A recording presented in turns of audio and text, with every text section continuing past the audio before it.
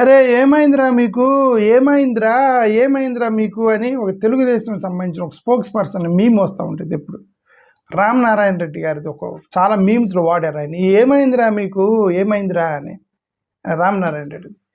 నాకు అది అనిపిస్తే ఏమైంది మీకు, ఆంధ్రప్రదేశ్ రాజకీయ నాయకులకి ఏమైంది మీకు, what happen to you AP politicians, MPs?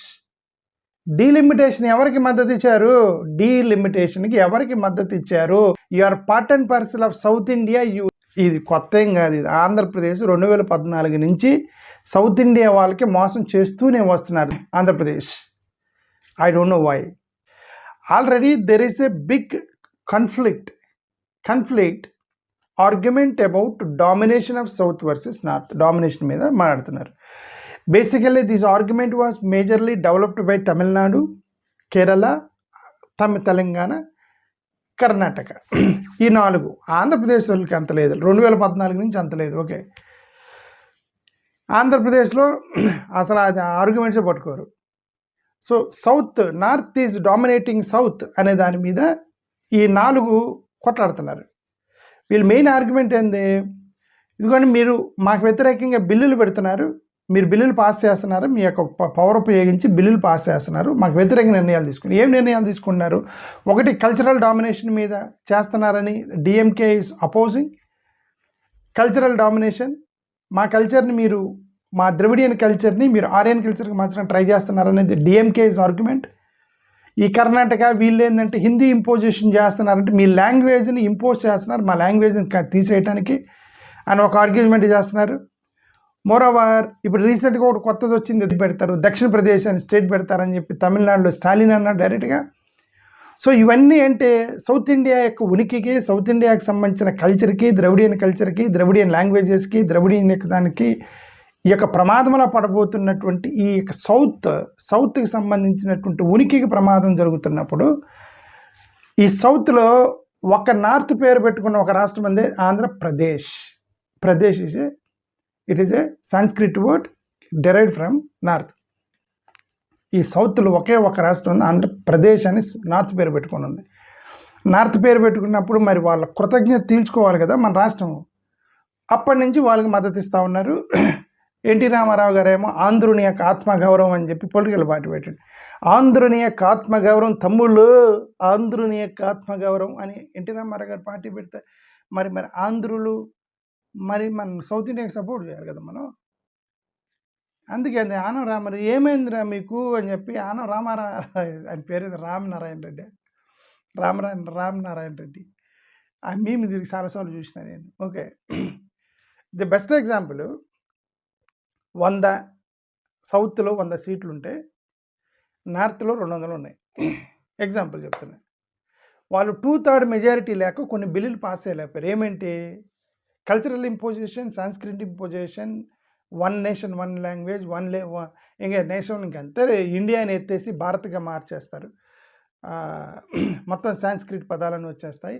Tamil Pradesh, Kannada Pradesh, Telangana Pradesh, Andhra Pradesh already Pradesh అయిపోయింది, అది కేరళ ప్రదేశ్ అని ఈ ప్రదేశాలకు మారుస్తారని మొన్న స్టాలిన్ అన్నాడు. ఓకే, మీరు మా మీద మీరు బలవంతమైనటువంటి ఇది చేస్తారని చెప్పి స్టాలిన్ అన్నాడు. ఓకే, అవన్నీ బిల్లులు పెట్టాలంటే ఏం చేయాలి? సరే, కొద్దిగా మైనారిటీస్ కొద్దిగా భయం ఉంది. ఏమంటే ఈ మైనారిటీస్ భయం ఏంటంటే దేశవ్యాప్తంగా యాంటీ కన్వర్షన్లా వేస్తారని క్రిస్టియన్స్కి భయం ఉంది. ఆ యాంటీ కన్వర్షన్లా దేశవ్యాప్తంగా ఎందుకు వేయలేకపోతున్నారు? ఇక్కడ సౌత్ వాళ్ళు అడ్డుపడుతున్నారంటే 2/3 మెజారిటీ ఉంది అక్కడ. అదర్వైజ్ యాంటీ కన్వర్షన్లో దేశవ్యాప్తంగా వేసేవాళ్ళు ఇప్పటికీ. ఎందుకు మిగతా నార్త్ రాష్ట్రాల్లో యాంటీ కన్వర్షన్లో వేశారు కానీ దేశవ్యాప్తంగా ఎందుకు వేయలేదు? దేశవ్యాప్తంగా వేయాలంటే ఇండియా బ్లాక్ అడ్డుపడుతుంది వాళ్ళకి. 2/3 మెజారిటీ ఉండాలి. 2/3 మెజారిటీ ఉండాలంటే అప్పుడు ఏం చేయాలి? వాళ్ళకి ఓన్లీ ఒక సింగిల్ పార్టీకి 2/3 మెజారిటీ వస్తే, ఇప్పుడు ఏమైందంటే ఇప్పుడు టీడీపీని నమ్ముకొని బిల్లు పెట్టారు. ఒకవేళ టీడీపీ వ్యతిరేకంగా అయ్యారు, కుమ్మక్కాయ కానీ వేశారనుకోండి, వైసీపీ కానీ టీడీపీ కానీ, గవర్నమెంట్ పడిపోయింది బిల్లు ఫెయిల్ అయితే. అందుకని వాళ్ళు ఎలయన్స్ పార్ట్నర్లతోటి ఇట్లాంటి రాజ్యాంగ సవరణకి వెళ్ళరు. ఓకే, జనరల్గా అనుమానం వచ్చిన దగ్గర వెళ్ళరు. అందుకని సింగిల్ పార్టీకి 2/3 మెజారిటీ కోసం చూస్తారు. భారతీయ జనతా పార్టీకి సింగిల్ పార్టీకి 2/3 మెజారిటీ రావాలంటే నార్త్ బెల్ట్ స్ట్రాంగ్ అవ్వాలి. నార్త్ బెల్ట్ స్ట్రాంగ్ అవ్వాలంటే ఇప్పుడు నార్త్లో నేను ఇప్పుడు ఎగ్జాంపుల్కి వస్తున్నా. సౌత్లో 100 ఉంటే నార్త్లో 200 ఉన్నాయనుకోండి.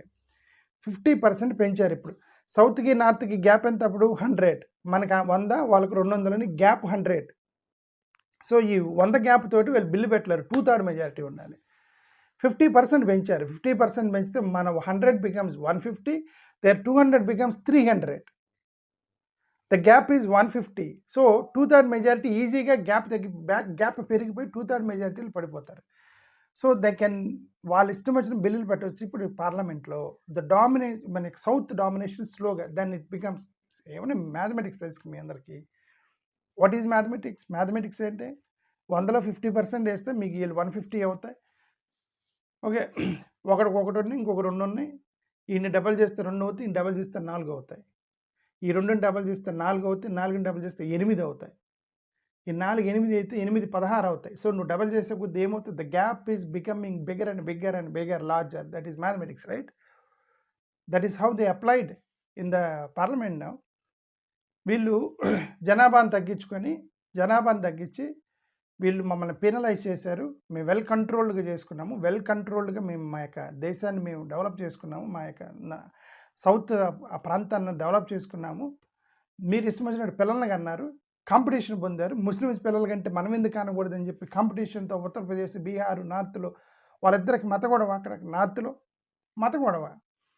ముస్లిమ్స్ పిల్లలు 10 మందిని అంటున్నారు, మీరు 20 మందిని కానండి అని చెప్పి వాళ్ళు గొడవ. అక్కడ నార్త్లో ఇష్టం వచ్చిన పిల్లలు అన్నారు. ఇక్కడ మనం కంట్రోల్ చేసాము. ఇక్కడ మనకంత మత గొడవలు లేవు. ఇప్పుడు వచ్చినాయి, కొత్తగా వచ్చినాయి, కానీ అది యాక్చువల్గా లేవు ఇక్కడ.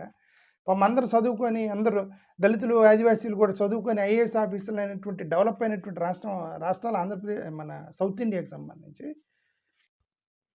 ఇప్పుడు అక్కడ పిల్లలు కానీ ఏమైంది, వాళ్ళ సీట్లు విపరీతంగా పెరిగిపోతాయి 50% అయినప్పుడు. ఈ దీంట్లో ఏమైందిరా మీకు అని అన్నాడు కదా ఆయన. నేను ఆంధ్రప్రదేశ్లో ఏమైంది మీకు? మొత్తం ఆయనకి మద్దతు ఇచ్చారు, డీలిమిటేషన్కి మద్దతు ఇచ్చారు. ఆంధ్రప్రదేశ్ పొలిటికల్ ఎంపీలు మొత్తం 25కి 25 ఎంపీలు ఇచ్చారు. ఓకే, మరి చంద్రబాబు నాయుడు గారు ఆంధ్రుల ఆత్మగౌరవంతో పెట్టిన తమ్ముళ్ళు పార్టీ, మరి చంద్రబాబు నాయుడు గారి పార్టీ. సరే, ఆయన ఎలియన్స్లో ఉన్నాడు, ఇంక మనమే ఎలియన్స్లో ఉన్నాడు. మరి జగన్మోహన్ రెడ్డి గారు ఇంకదే ఫెడరల్ ఇంబ్యాలెన్స్ వచ్చిందని. ఫెడరల్ ఇంబ్యాలెన్స్ ఏంటి? ఇక్కడ పెద్ద ఫెడరల్ ఇంబ్యాలెన్స్. ఏంటి ఫెడరల్ ఇంబ్యాలెన్స్? Federal system. అసలు వాళ్ళు ఒకటేనండి, వాళ్ళు నేషనలిస్ట్ అప్రోచ్లోకి వెళ్ళి రాష్ట్రాలు అసలు ఎత్తిపడేసి ఈ ముఖ్యమంత్రులు అవసరం లేదు, గవర్నర్లను పెట్టేసి అక్కడ ప్రధానమంత్రి ఉంటే సరిపోయిద్దని ఆ ప్రపోజల్ కూడా పెట్టే అవకాశం ఉంది. There is a possibility. That's what I'm saying. That అసలు ముఖ్యమంత్రులు ఎందుకు అనవసరం, వీళ్ళంతా డైరెక్ట్గా అక్కడ ప్రధానమంత్రి ఉండి వీళ్ళందరూ గవర్నర్ల తర్వాత రన్ చేస్తే పోయింది కదా అనేటువంటి ఆలోచన వచ్చే అవకాశం కూడా ఉంది. ఫెడరల్ మీద భయం ఉంది. ఇలా సౌత్ ఇండియా వాళ్ళు మొత్తం భయపడుతున్నారు ఫెడరల్కి ఏమైద్దామనని. సీట్స్ ఏమో షిఫ్ట్ అవుతున్నాయి, హిందీ బెల్ట్ స్ట్రాంగ్ అవుతుంది, మా మీద హిందీ ఇంపోజిషన్ చేస్తారేమో. The power of governor is growing day by day. They are weakening the legislative structure. ఇవన్నీ కూడా ఎవరు మాట్లాడుతున్నారు? సౌత్ ఇండియా పొలిటికల్ పార్టీస్ ఇవన్నీ కూడా ఆలోచిస్తున్నారు. దీంట్లో ఇంకొకటి ఉంది, ఎస్సీ ఎస్టీ రిప్రజెంటేషన్. 50% రిప్రజెంటేషన్ ఇప్పుడు ఆ లెక్కల ప్రకారం చేశారు. ఇప్పుడు వచ్చిన జనాభా లెక్కలు తీసుకొని కదా మీరు రిప్రజెంటేషన్ ఇవ్వాలి, రిజర్వేషన్ పెంచాలి కదా. షెడ్యూల్ క్యాస్ట్ వాళ్ళకి మీరు 15% రిజర్వేషన్ ఉన్నారు, అది యాక్చువల్గా 20% పెంచాలి. ఎందుకంటే షెడ్యూల్ క్యాస్ట్ జనాభా పెరిగింది కదా 20%కి, 20%కి పెరిగింది కదా. 20% పెరిగినప్పుడు ఈ యొక్క ఎస్సీ రిజర్వేషన్ మీరు 20% పెంచాలి కదా మీరు. దాని గురించి ఎవరు చర్చించట్లేదు దాని గురించి. 15% మాత్రమే రిజర్వేషన్ ఉండేది. ఇది 15% న్యాయం, జస్టిస్ గురించి మాట్లాడుతున్నారు. మరి ఏది ఎస్సీలకు ఎందుకు పెంచరు మీరు? Where is the justice for schedule caste? ఏంది ఇది అని అంటే ఏమీ లేదు. ఆంధ్రప్రదేశ్లో పొలిటికల్ పార్టీలు వెళ్ళి మద్దతు ఇస్తున్నారు. అక్కడ ఇప్పుడు ఎవరిని విమర్శించాలని నాకు తెలియదు. ఉండే 2 పొలిటికల్ పార్టీలు, ఏ పార్టీలో ఉండాలి, ఏం చేయాలి, ఏందిరా ఇది అని మనం ఎంత కొట్టుకున్నా ఈ ఆంధ్రప్రదేశ్ రాజకీయం ఇంతే ఉందిరా. అది సంగతి పరిస్థితి. థ్యాంక్ యూ, నమస్కారం.